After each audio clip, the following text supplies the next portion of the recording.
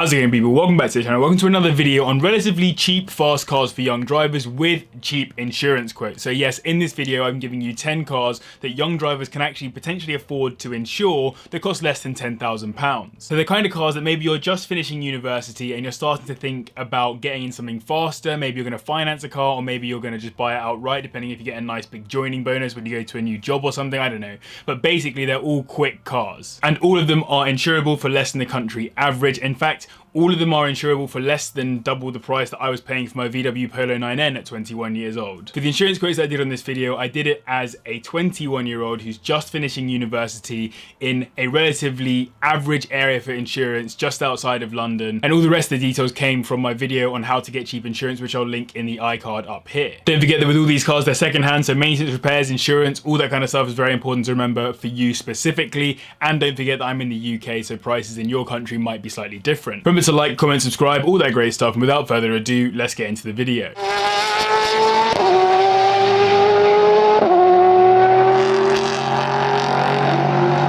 Starting us off, we have a controversial one, but the 595 Abarth comp can't be overlooked as a potential fast hatch to take for young drivers, as I was able to get an insurance quote at just £745. It hosts a 1.4 litre turbocharged and intercooled inline-4 engine, putting out 180 brake horsepower, managing 0 to 60 in 6.6 seconds. The slowest car on this list, but as an overall package, it's surprisingly sporty as an offering. The comp comes with some decent extra features too, like the seatbelt seats, a power increase over the standard 595, Brembo brakes all round, and a bunch of different alloy choices. If you manage to get a performance pack example, it comes with leather trim and carbon fibre backs on those seats I mentioned, as well as an LSD. Basically, it's pretty well equipped. These are listed for as low as £7,000, but for 10 grand you'd be looking at a 2015 example with around 25,000 miles on the clock, although you can get newer as well. Now, a few of these seem to be pretty bad from factory, and I've noted a couple of owners who had replacements within weeks of buying them, but the more common problems I could find were generally related to infotainment not working,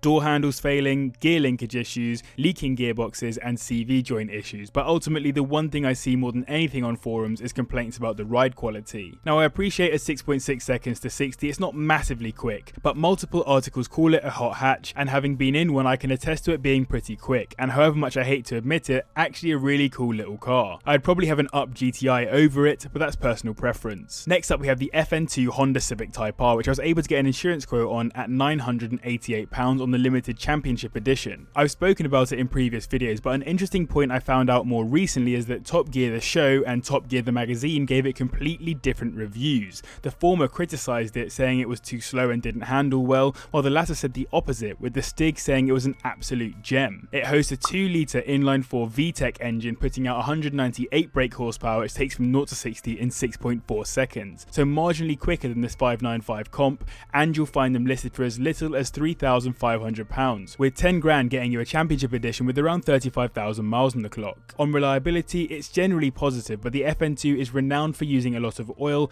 and needing a replacement flywheel when the on button fails. Third gear can also sometimes be difficult to find, which usually means it needs a replacement synchro. Never been a big Civic guy, but a friend of mine owns one of these and it really does shift along, just not into third gear. The 8th quickest car on this list is the R56 Mini Hatch JCW, which gave me the cheapest quote of any car in this video at £717 annually, which is around the same I was paying for my Polo when I was 21. But it's a lot quicker than my Polo, with a 1.6 litre turbocharged inline-4 engine putting out 208 brake horsepower and managing 0 to 60 in 6.2 seconds. It's a step above the standard Cooper S, obviously with more power, but also stiffer suspension, 17-inch alloys, Brembo brakes, and BMW stability control and other electrical equipment throughout. It's also loosely based on the John Cooper Works Challenge car, so a bit of actual performance pedigree there.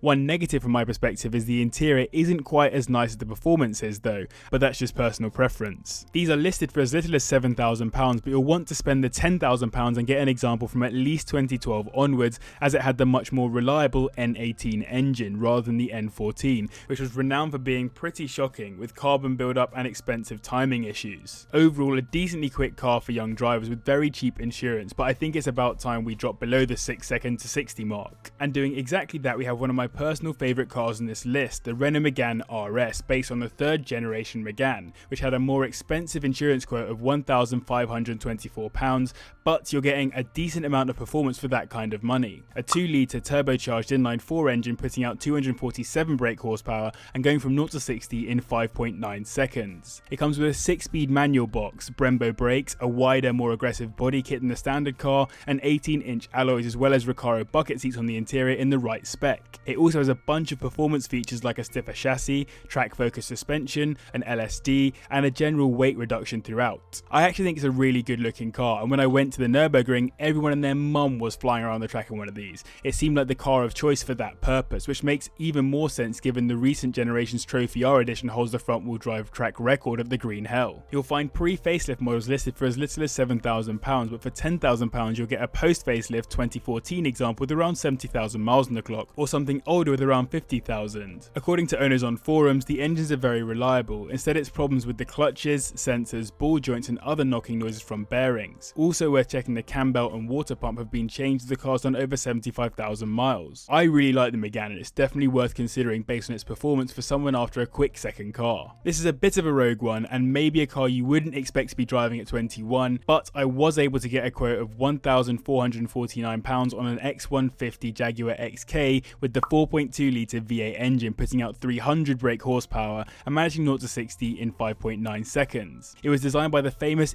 Callum and has an all aluminium construction with features that hark back to classic Jags like the E-Type, with the badge being located on the grille. As Callum designed it, it has some loose aesthetic similarities with Aston Martin's too, as he was responsible for the DB7 and the Vanquish, so this is very much along those vibes. I feel like this is a car for classy 21-year-olds rather than brash ones, and I don't know how many of those exist knowing what I'm still like now at 24, but these are listed for as little as £7,000 with high mileage, or for 10 grand you'll get a 2007 model with around 80,000 miles on the clock, so quite high still. I heard from a Jag specialist that this 4.2 litre V8 is often surprisingly reliable though, with owners coming to them with over 200,000 miles on the clock and the car's still not missing a beat, but there are some best practices that should have been adhered to along the way to maintain the automatic gearbox, so check this has been done. The majority of issues apparently come with the 5 litre or supercharged examples, so the 4.2 might actually be a good prospect and is definitely a car worth considering. Just wanted to pause for 2 seconds. If you're enjoying the video so far, make sure you hit the like button and subscribe for more weekly car content. I put out 2 videos every single week,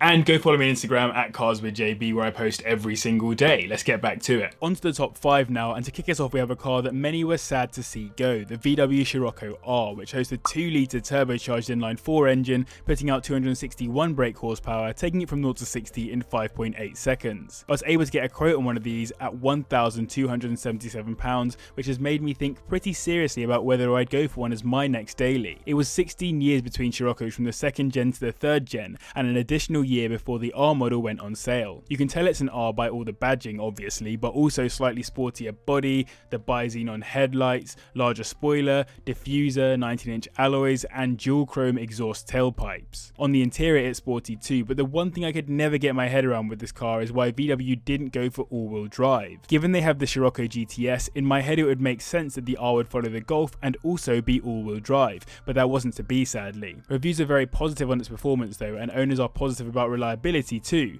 given many of the parts are shared with the Mark V Golf. The DSG gearbox seems to be the main source of problems, but people seem to really like how it drives, so swerve a manual at your own peril. The lowest you'll find one for is around £9,000. You'd expect to get yourself a 2011 model with around 70,000 miles on the clock for 10 grand. As I said, I'm definitely a fan and I would happily go for one of these as a daily in the future. Just beating the Scirocco we have a slightly older Nissan 350Z. I actually tried to get a quote on the 370Z, but it was over £1,000 more expensive than the 350Z, which I found at just £1,380. It has a 3.5 litre V6 engine which makes 276 brake horsepower and does 0 to 60 in 5.7 seconds. I've spoken about it in many previous videos, and it even features in my video on cheap track cars as a result of the Brembo brakes, which are highly praised by owners and journalists alike. It's the 5th generation of Nissan's Z car line and comes in both coupe and roadster variants depending on which you prefer, and though these have a reputation for getting riced, if you can find a mostly untouched example they are very capable,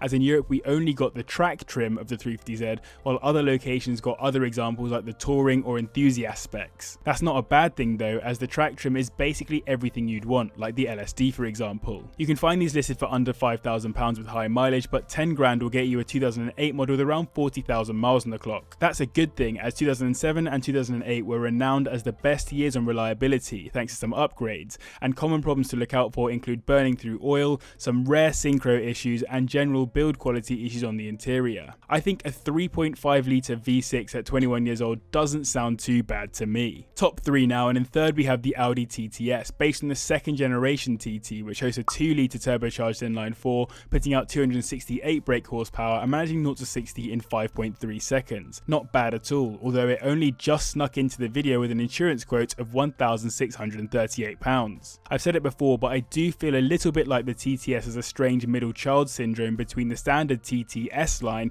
and the TTRS, as both of them can come in some pretty decent specs, while the TTS kinda sits in the middle. But it serves its purpose, as I couldn't get cheap quotes on the RS, but the S gives you a glimpse of it, with the Audi magnetic ride, lowered sportier springs, quad exit exhaust, and the wider and more aggressive body kit. It also gets Alcantara and leather seats, as well as aluminium woven in throughout the interior. You can find them listed for as low as £7,500 with high miles, and 10 grand will get you a 2008 model with still around 70 to 80,000 miles on the clock depending on spec. There are a few build quality issues on the interior, and with the steering rack as well, and excessive oil consumption is not uncommon too. The S-tronic auto box is also apparently amazing until it goes wrong when it's an expensive fix, but there's always the manual option instead. Overall though, owners tend to be positive about the car's dependability. Having been in one, I can say it understeers more than you'd like, and it isn't as great a driving experience as the 987 Boxster or Cayman, which kinda compete in the same category, but I've always been a big fan of Audi, so I felt like considering it in this video. Speaking of the 987, just missing out on the top spot, we have the Porsche Boxster 987 S with its 3.4 litre flat 6 engine, putting out 290 brake horsepower and managing 0 to 60 in 5.2 seconds. Yet despite that performance and the fact that it's literally a sports car from Porsche, I managed to get a quote at £1,245. It actually came with a 3.2 litre engine until this was replaced with the 3.4 in 2007, and you'll get a 3.2 for as little as £8,000. For 10 grand you'll get a 2007 3.4 model with around 80,000 miles on the clock. Though it's not too dissimilar in terms of looks when compared with 986, Porsche said it actually only shared 20% of its components with the predecessor, but the reliability didn't seem to go up by as much, as the 3.4 litre block has been known to struggle with bore scoring and IMS bearing failures. But according to Porsche Club GB, quality did generally start to improve from 2007 onwards. I would suggest that the 986 is on its way to becoming a classic in the not too distant future, and I reckon the 987 will be on its way there too one day. So owning one at 21 would be pretty incredible. It's a highly capable car with owners noticing exceptional handling as well as smooth and manageable power delivery. Plus, it's a Porsche, and at 21 you're laughing. Taking the top spot in this video, we have the first generation BMW 135i M Sport with its twin turbocharged 3 litre inline 6 engine,